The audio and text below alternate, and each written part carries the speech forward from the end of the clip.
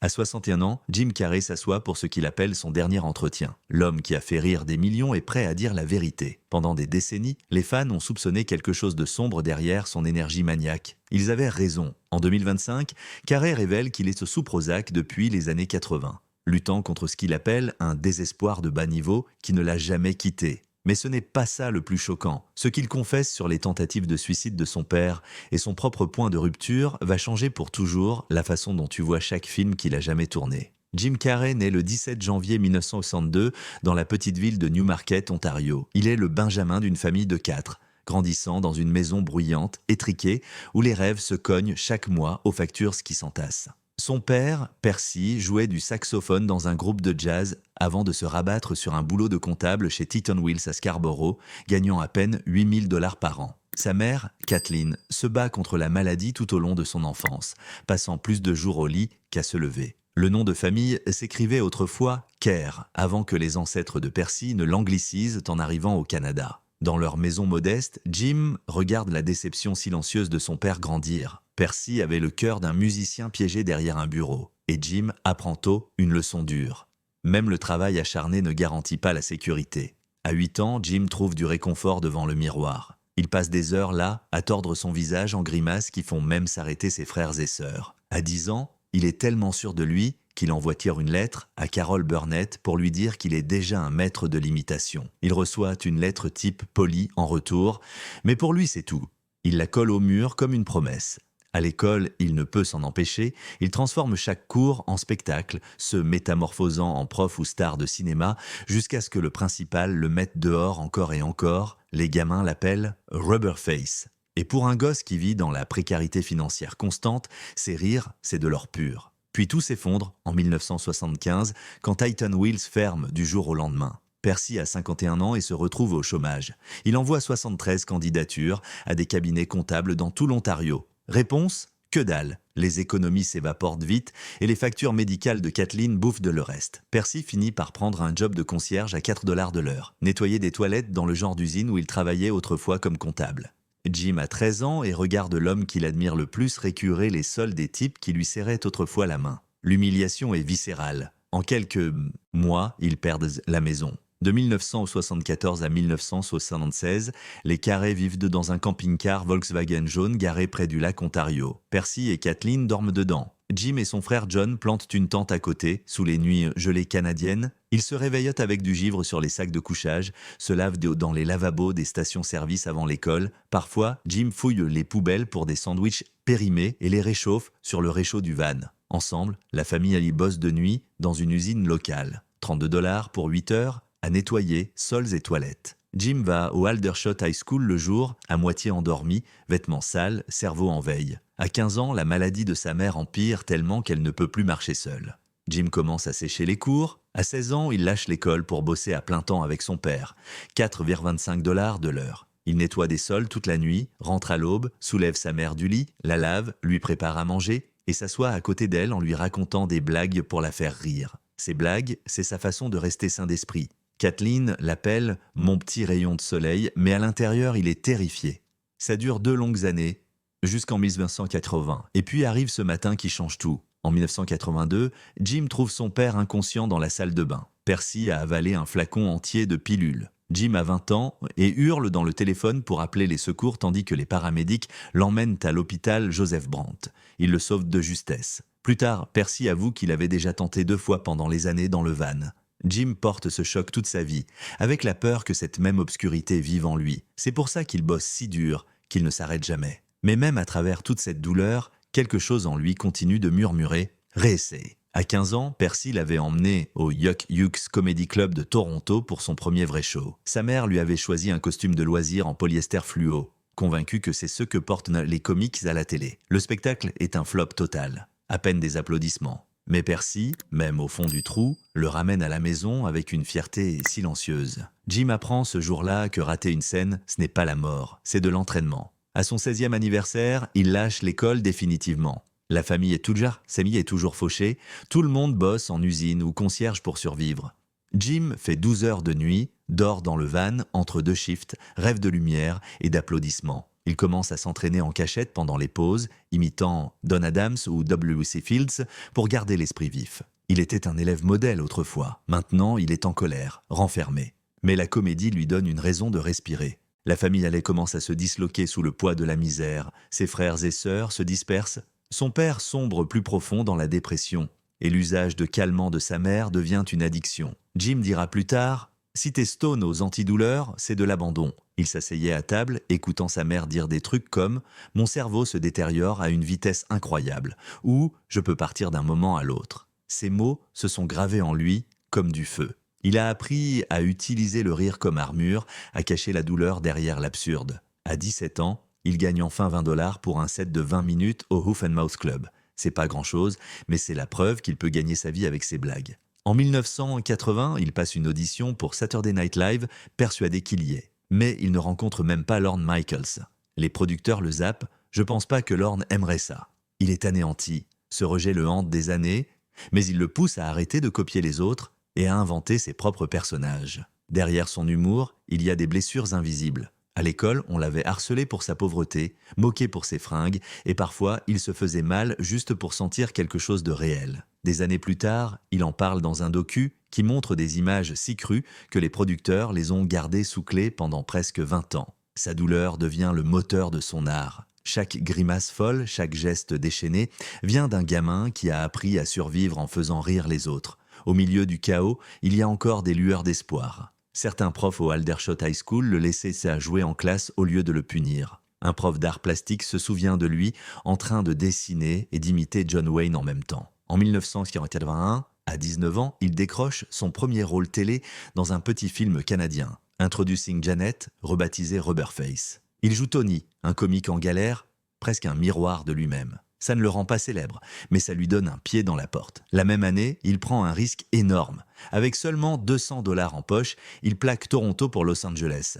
Il dort sur des canapés de clubs de comédie, vit de bouffe gratuite, auditionne partout où il peut. En 1982, il se retrouve au Comedy Store, le temple où Richard Pryor et Robin Williams ont régné. Un soir, Rodney Dangerfield le voit, kiffe, et l'invite en tournée 1982-1983. Jim est le plus jeune du crew, ouvre pour des milliers de personnes, mais gratte encore pour manger une fois par jour. La faim ne le quitte pas. Mais maintenant, elle a un but.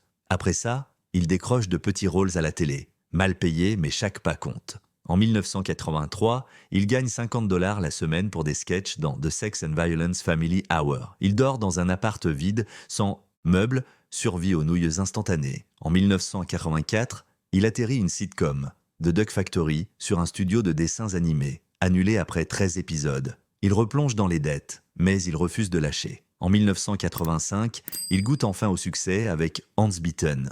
19 millions de dollars pour 1,5 million de budget. Les critiques adorent pas, mais le public le remarque. Le gamin au visage en caoutchouc de l'Ontario est soudain sur le radar. Autour de cette époque, sa vie déraille encore. Arrestation pour Herbe, brève liaison avec Mia Farrow, dépendance croissante à la coke pour tenir les répétitions toute la nuit. Il appellera cette période l'une des plus sombres de sa vie. Pourtant, il continue de se pointer, d'auditionner, de se faire rejeter. Il tente SNL 3 fois, 1980, 1983, 1986, rejeté à chaque fois. Sa dernière audition foire sur une imitation de Robin Williams. Au lieu de baisser les bras, il se réinvente. Il commence à créer des personnages exagérés, bizarres, que personne d'autre n'oserait toucher. L'un d'eux, Fire Marshal Bill, le fou furieux qui va définir ses années de gloire. Ses échecs l'ont sculpté en quelque chose de nouveau. 1990, Jim Carrey a 28 ans quand il rejoint In Living Color, une émission de Sketch Fox qui ne pousse pas les limites.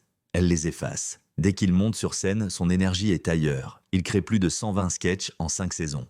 Mais un personnage explose. Fire Marshal Bill, avec son visage fondu, son regard maniaque et sa phrase culte « You can call me Bill », il fait rire et frissonner en même temps. Ce n'est pas juste drôle, c'est inoubliable. L'émission cartonne et les sketchs de Jim sont ceux qu'on retient. C'est la première fois qu'un comédien blanc devient la star breakout d'une émission faite par des légendes noires comme les frères Wayans. Caro ne se font pas dans la masse, il explose tout, mais en coulisses, il pousse trop loin. Pour jouer Vera de Milo, une bodybuildeuse grotesque, ou des parodies d'Aïsté, il change de poids constamment, prend ou perd 9 kilos en une semaine. Il utilise son corps comme accessoire. Il se gifle, se tord dans des positions qui ont l'air douloureuses, se cogne dans les meubles pour un rire. Les critiques parlent d'Emmy, mais son corps commence à craquer. En 1992, pendant un sketch, il se tord la cheville en dansant et tourne le reste de la semaine en boitant. Il s'arrête pas. Il gagne 25 000 $ par épisode et vient d'acheter sa première maison à LA. Mais pour tenir, il commence à prendre de l'Adderall. Ça l'aide à rester éveillé pendant les semaines à 80 heures, mais ça le bouffe de l'intérieur. En parallèle, son mariage craque. Il a rencontré Melissa Womer en 1997 sur The Duck Factory. Elle l'a connue avant la gloire. Mais quand In Living Color explose, tout change. La maison se remplit de célébrités. Nuit tardive, club de striptease, mensonges. En 1995, elle demande le divorce. Elle dit qu'il la trompe avec des stripteaseuses, qu'il n'est plus le même homme. Les documents du tribunal racontent tout. Trop de succès, trop peu d'équilibre. Le public rit pendant que son mariage s'effondre. Même le contenu de l'émission se heurte à des problèmes plus grands. En 1992-1993, les sketchs poussent si loin que Fox panique. Un segment Homeboys, qui se moque de la culture gang, fait 10 millions de téléspectateurs, mais déclenche des plaintes. Les exécutifs se battent nez avec les créateurs sur ce qui peut passer. Carrey ne retient rien. Il se jette dans le chaos, moque tout, race, religion. Mais après des années de baston, il lâche en 1994. Il ne brûle pas. Il explose vers le haut. Parce que cette année-là, Ace Ventura sort. Personne n'attend qu'un détective d'animaux bavard à petit budget change la comédie pour toujours. Coût 15 millions, recettes 72 millions aux US+, 17 millions dans le monde. Et Carrey improvise 40% de ses dialogues. Il n'incarne pas Ace Ventura, il est Ace. Il lâche Alrighty Then et 1 million de gamins le reprennent le lendemain. Les studios passent de le rire au nez à lui balancer des contrats. Ce film seul le transforme en roi du box-office. À l'audition, il suit même pas le script. Il se met à faire des voix, Ray Charles, Tony Bennett.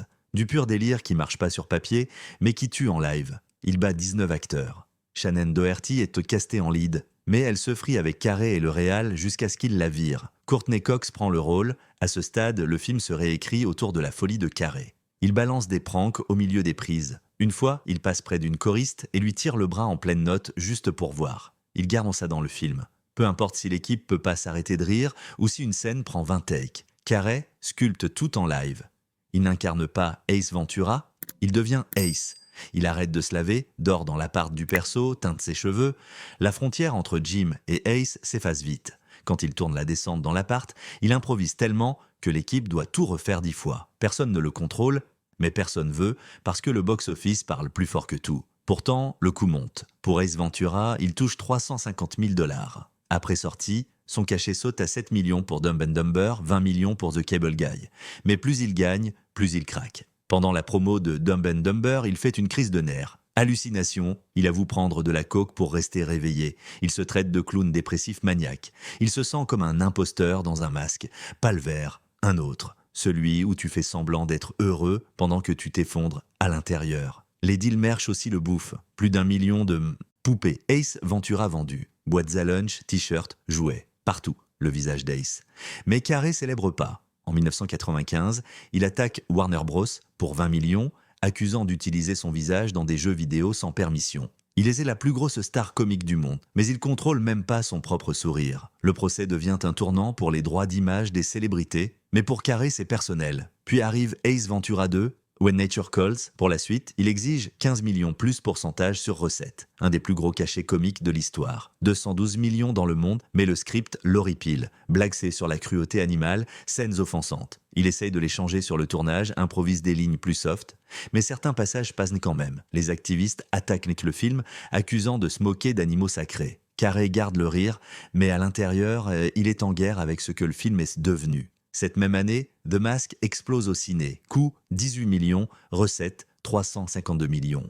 Quatrième, plus gros film de 1994, Le Masque Vert, c'est pas juste du maquillage, c'est du CGI d'Industrial Light and Magic. Plus de 200 scènes avec effets visuels. Carrey porte la prothèse jusqu'à 12 heures par jour, parfois si longtemps que ça lui brûle la peau. Mais ça paye. Le film était nominé aux Oscars pour les effets visuels. Perd contre Forrest Gump.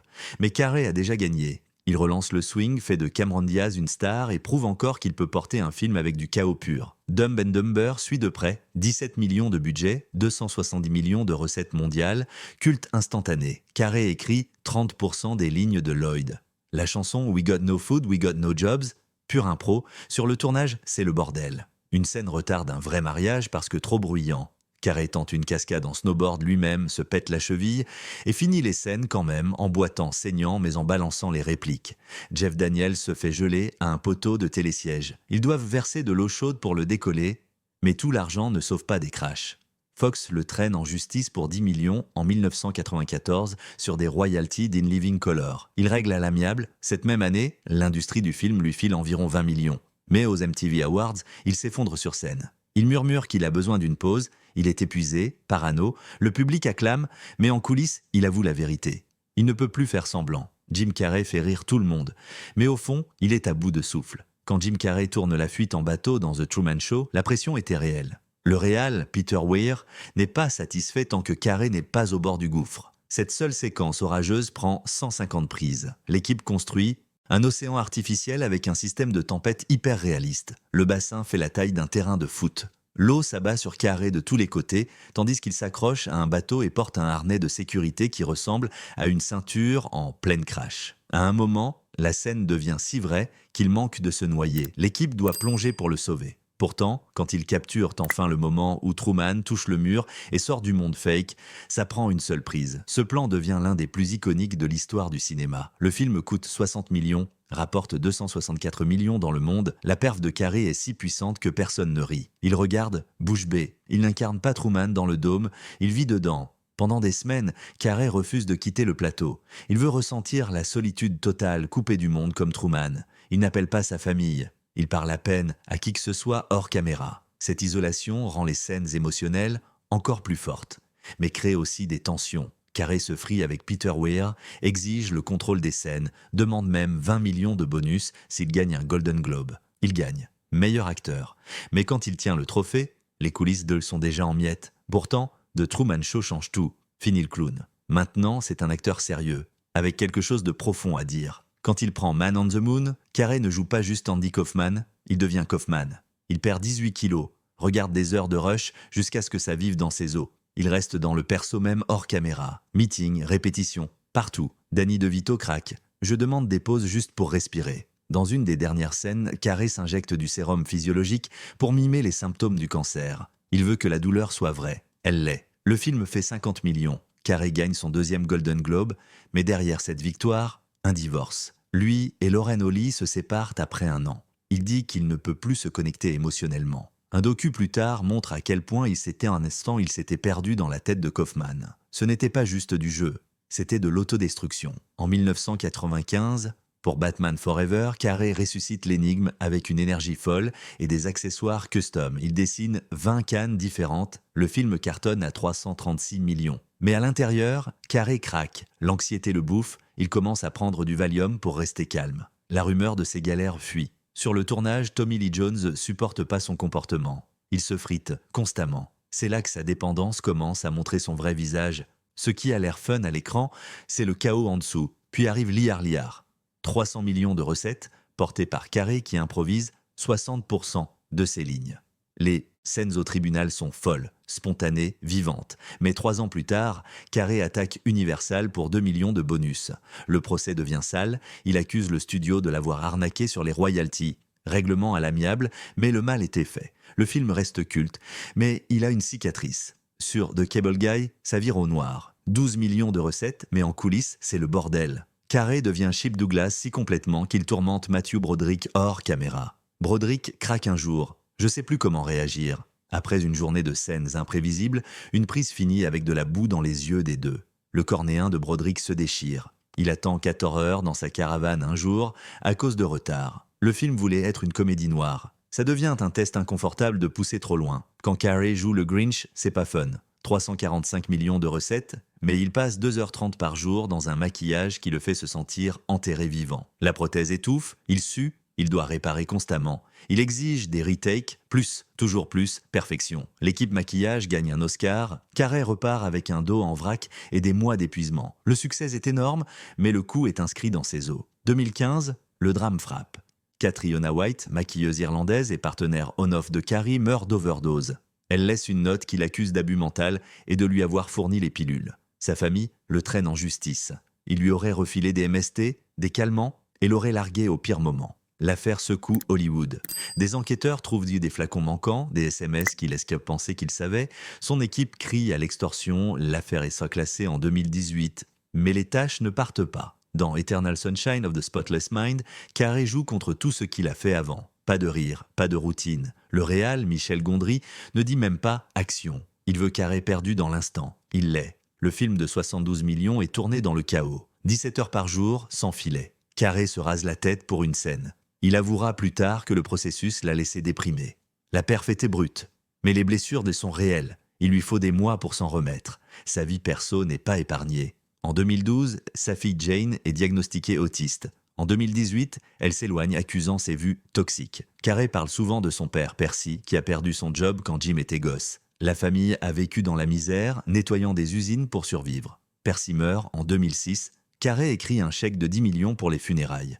C'est le cercle complet, du van pourri à enterrer mon père comme un roi. Même après avoir flirté avec la retraite en 2018, Carré revient en 2020 avec Sonic the Hedgehog, 319 millions. Il blague « Je suis revenu pour... l'argent, j'ai acheté trop de trucs ». Il n'est pas menteur, 30 millions pour Sonic 3. La prod lui imprime son script en encre d'or, 24 carats, pour le convaincre. Il dit que la magie l'a ramené, il n'est jamais vraiment parti. 2014, Dumb and Dumber, tout surprendre tout le monde. 166 millions malgré les critiques assassins. Carré perd 14 kilos pour rejouer Lloyd. Le film manque de foirer. Il se retire en 2012, puis revient quand Jeff Daniels dit qu'il ne le fait pas sans lui. Le script est bouclé en 3 semaines. Après, Carré le critique quand même, c'était paresseux. La prod se fait choper dans un scandale de fonds malaisien, volé et doit payer 60 millions. Mais le film vend des tickets. 2022, la dépression le rattrape encore. Il dit que c'est un désespoir de bas niveau qui ne part jamais. Prozac depuis les années 80.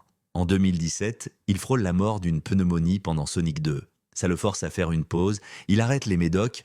Mieux vaut sentir la douleur que rien du tout. Il parle ouvertement de thérapie et de guérison. Ça retarde Sonic 3, mais rappelle à tous qu'il est humain. 2007, The Number 23 fait un flop, 37 millions, mais hante Carré plus que n'importe quel blockbuster. Il devient obsédé, voit le nombre partout, panneaux, numéros de téléphone, horloge, il peut pas s'en défaire. Il commence même à écrire sur la numérologie. Après le film, il va en thérapie pour séparer fiction et réalité. Je reprendrai plus de rôles aussi sombres.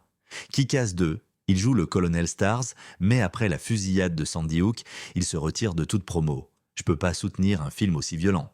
Son silence devient sa déclaration la plus forte. Le film fait 60 millions, mais le choix de Carré marque plus que le film lui-même.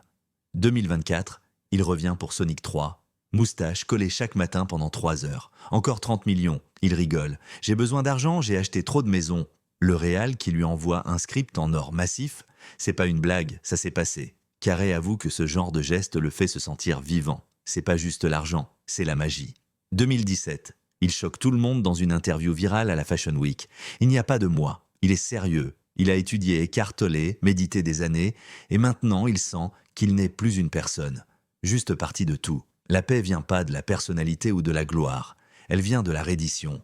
Cette même année, il peint des centaines de toiles inspirées de ce qu'il appelle la conscience du Christ.